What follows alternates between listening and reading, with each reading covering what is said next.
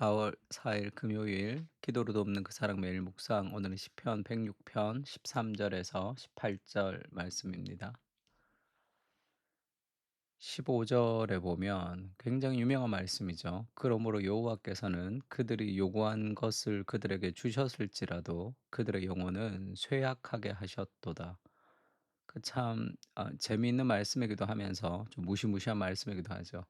그들이 원하는 것을 주셨습니다. 우리가 기도한 대로 하나님이 응답을 하셨는데 그것이 우리의 영혼이 쇠약해지는, 우리에게 도움이 되지 않는 그런 거죠. 우리가 원하는 것을 하나님 주셨지만 그것이 우리의 영혼에 참된 도움이 되지 않고 우리 영혼이 쇠약해지는 그런 결과를 가져올 수 있다. 이렇게 얘기합니다.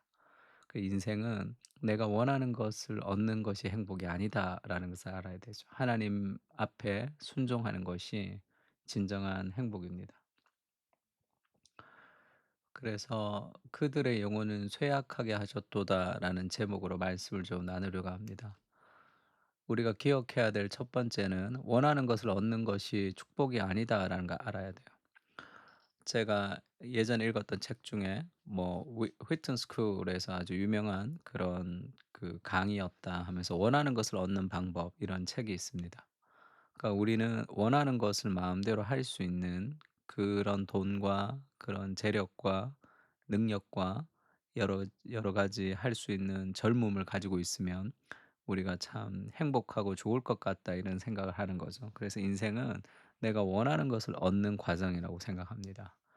근데 인간의 마음이 기울어져 있기 때문에 "내가 원하는 것 그 자체가 잘못되었다." 성경은 그렇게 얘기하죠. 그래서 원하는 것을 추구하지만 그것이 우리 인생에 참된 만족을 줄 수 없다. 내가 내 인생을 스스로 이끌어갈 수 없다는 것을 좀 인정하는 것이 신앙의 출발과 같습니다.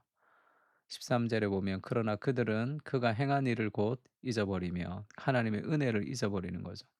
우리가 매일 큐티하고 매일 말씀을 묵상하고 매일 기도하는 것은 하나님의 은혜를 기억하는 겁니다. 그리고 오늘도 지금 내 삶 가운데 함께 하시는 하나님을 경험하는 거죠. 근데 그렇지 않을 때 하나님을 좀 잊어버리며 삶의 메모리 됩니다.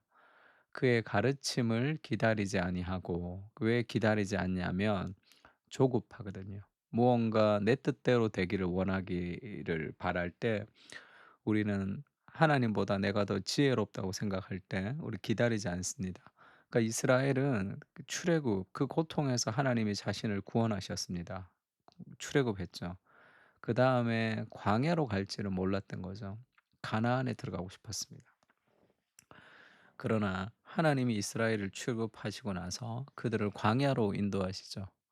그것은 하나님의 지혜의 영역이죠. 우리가 원하지 않지만 우리가 구원을 받았는데 구원받은 우리의 삶이 정말로 원하는 것이 무엇입니까? 돈이 많이 들어오고 하나님의 기도를 응답하셔서 능력이 출중해지고 삶에서 여러 가지 내가 원하는 대로 되는 것. 그러면 하나님을 마치 알라딘의 요술램프의 지니 같은 나의 소원을 들어주는 어떤 절대자로 만들어 갈 수도 있는 거죠. 신앙은 그것이 아닙니다. 신앙은 하나님을 통해서 내가 원하는 것을 얻는 것이 아니라 그것은 대부분의 종교가 가르치는 지점이죠.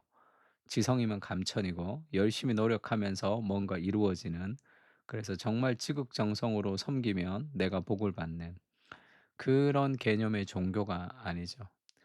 신앙이라는 것은 하나님을 사랑하면서 나의 원함이 변화되는 겁니다. 내가 하고 싶지 않은 일을 기쁨으로 할 수 있는 것. 그것이 신앙이 가지는 힘이라고 할 수 있습니다.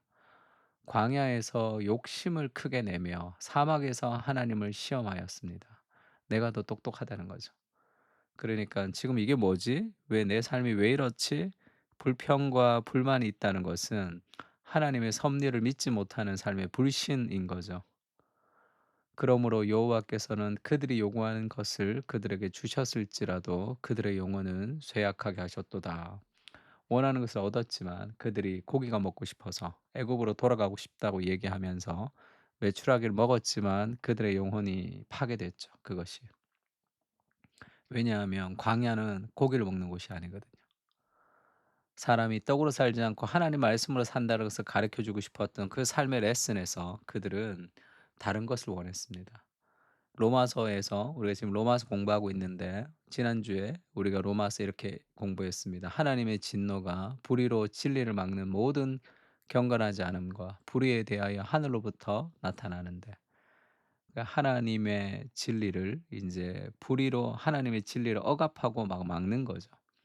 그런 사람들의 특징은 스스로 지혜 있다고 생각합니다. 내가 내 인생의 주권자가 되어서 내가 원하는 것을 내가 결정한다고 생각하지만 어리석게 되어서 썩어지지 아니하는 하나님의 영광을 다른 우상으로 바꾸어 버리죠. 그러므로 하나님께서 그들을 마음의 정욕대로 더러움에 내버려 두사. 이게 가장 큰 저주죠. 원하는 것을 얻는 것, 원하는 것을 얻도록 내어 버려 두는 삶. 하나님이 자발적인 사랑으로 스스로 회개하고 돌아올 때까지 기다리시는 분이시죠. 그래서 그들의 몸을 서로 욕되게 하였다는 것은 이 순리대로 사용하지 않고 영리대로 사용하기 때문에 삶이 힘들어진다는 걸 얘기하고 있습니다. 원하는 것을 얻는 삶이 그것이 참된 행복이 아니라는 것을 알려주는 거죠. 그리고 그 욕심이 결국은 재앙을 만납니다. 그들이 진영에서 모세와 여호와의 거룩한 자 아론을 질투하며 시기했어요. 그들의 리더십을 시기했습니다. 땅이 갈라져 다단을 삼키며 아비람의 당을 덮었고 불이 그들의 당에 붙으며 화염이 악인들을 살랐도다. 땅이 갈라져서 그들이 죽는 그런 이 사건이 있었습니다. 그 아비람 당이라고 표현을 했는데 이게 민수기 나온 말씀이죠. 민수기 16장 1절에 그들이 그 하나님이 인도하셨던 광야에서 힘들잖아요. 그러면서 그들이 이 작당 모이라고 당을 만들어서 이 반역을 시도합니다. 레위의 증손 고핫의 자손 이스할의 아들 고라와 루벤의 자손 엘리압의 아들 다단과 아비람과 벨렛의 아들 온이 당을 지었다. 이 아비람의 당 할 때 이 당입니다. 근데 이 사람들이 당을 지어서 지금 모세와 아론을 이 공격하거든요. 2 절에 보면 이스라엘 자손의 총회에서 택함을 받은 자 곧 회중 가운데서 이름 있는 지휘관 250 명과 함께 일어나서 모세를 거스르니라. 그러니까 그냥 대충 사람들을 모은 게 아니라 지휘관 250 명, 교회 리더십들이 뭉쳐 가지고 그 그 이 모세와 함께 이렇게 충돌한 거죠. 이게 리더십의 충돌입니다. 왜냐하면 그들이 모여서 모세와 아론을 거슬러 그들에게 이르되 너희가 분수에 지나도다. 회중이 다 각각 거룩하고 여호와께서도 그들 중에 계시거늘 너희가 어찌하여 여호와의 총회 위에 스스로 높이느냐. 너만 하나님 말씀 듣냐? 나도 하나님 말씀 듣는다. 근데 왜 네가 마치 리더십의 자리에서 하나님인 것처럼 그렇게 우리한테 하나님의 말씀을 그렇게 주고 그러느냐. 그렇게 얘기하는 거죠. 그러니까 교권주의도 문제가 있죠. 목회자 같은 사람이 리더십이 내가 하나님의 대리자가 된 것처럼 교권주의를 가지고 사람들을 굉장히 강압하는 것도 잘못됐지만 반교권주의. 만인 제사장인데 다 똑같은 거야. 리더십은 필요 없어. 지금 그렇게 대적한단 말이에요. 이 마음이 어디서 왔냐면 이 그들이 왜 그 모세와 아론을 대적했냐면 그들이 리더십을 발휘하는 것이 꼴 보기 싫었던 거예요. 왜냐하면 질투했다. 성경 그렇게 얘기합니다. 시편에는 왜 질투했을까요? 이들의 면면을 보면 재미있는 게 레위의 증손 고핫의 손자입니다.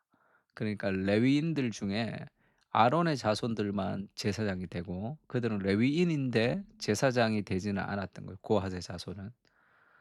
그리고 지금 그 루벤의 자손 할 때 루벤은 첫 번째 장자입니다. 그러니까 '나는 레위인으로 태어났는데 왜 내가 저 자리에 차지하지 않지?' 그리고 루벤의 자손은 이 첫 번째 자손이죠, 루벤. 그러니까 내가 리더십을 잡아야 된다는 권력 다툼이죠. 이 권력에 대한 마음이 그 모세와 아론을 거슬렀습니다. 결국 그렇게 반역했던 사람들이 땅에 갈라져서 죽는 거죠. 그들이 요구했던 요구가 뭡니까? Back to 예루살렘. Back to 예루살렘. Back to 이집트예요. 다시 그곳으로 돌아가자. 왜 광야에서 우리 고생시키느냐? 다시 돌아가자. 하나님의 구속의 역사를 완전히 망쳐버리는, 하나님이 왜 그들을 구원했는지에 대해서 잊어버리는 거죠. '나는 고기 국물 먹다가 죽었으면 좋았겠다. 그냥 내가 이 땅을 살아가는 이유는 소명이고 파송이고 뭐고 다 필요 없어. 구원이고 뭐고. 내가 잘 먹고 잘 사는 게 그게 우선이야.' 그렇게 생각하면서 하나님의 구원의 그것들을 다 무너뜨리고 다시 이집트로 돌아가려고 했던 시도, 그것이 하나님의 심판을 받았습니다. 결국 우리가 추구해야 될 것은 서로 사랑하는 공동체를 통해서 하나님의 역사를 만들어 가는 거죠. 내가 원하는 것을 개개인이 얻는 것이 아닙니다. 어느 때나 하나님을 본 사람이 없지만 만일 우리가 서로 사랑하면 하나님이 우리 안에 거하시고 그의 사랑이 우리 안에 온전히 이루어지느니라. 이 공동체를 통해서 이루고 싶어 하는 하나님의 역사를 이루어 드리는 거죠. 아무 일에든지 다투림이나 허용으로 하지 말고 겸손한 마음으로 각각 자기보다 남을 낮게 여기고, 제가 이번에 유튜브, 특히 보수 기독교 유튜브, 정치 얘기를 많이 하는 유튜브 하는 사람들의 유튜브를 보면서 그런 안타까움이 들었습니다. 어떻게 그렇게 자신 있게 자신의 주장들을 저렇게 자랑스럽게 할까? '내가 좀 틀렸다.'라는 생각을 한 번이라도 했다면 저런 말을 함부로 그렇게 하지 않을 텐데, 그런, 너무 안타까웠습니다. 그런 말들이. 근데 그런 기독교 보수 유튜버들이 하는 그런 성경이 아닌 것들을 성경으로 만들고, 이 정치도 막 너무 이 성경이 아닌 부분들을 성경으로 해석하는 그렇게 잘못된 그런 말들을 어떻게 그렇게 자신 있게 당당하게 저렇게 할 수 있을까? '내가 맞고 너는 틀렸다.' 그 삶의 교만이 있기 때문이겠죠. 내가 하는 이야기가 조금 잘못됐을 수도 있다라는 삶의 겸손이 잘 없는 거 아닌가. 굉장히 위험하다 이런 생각을 좀 한 적이 있습니다.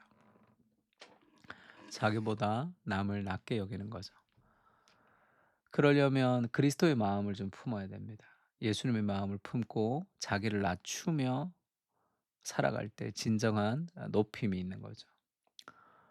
원하는 것을 얻는 것이 참된 행복이 아닙니다. 진리의 나를 맞추어 가게 하시고 나의 원함이 하나님 뜻과 맞을 수 있도록 내 마음을 주님 변화시켜 주십시오.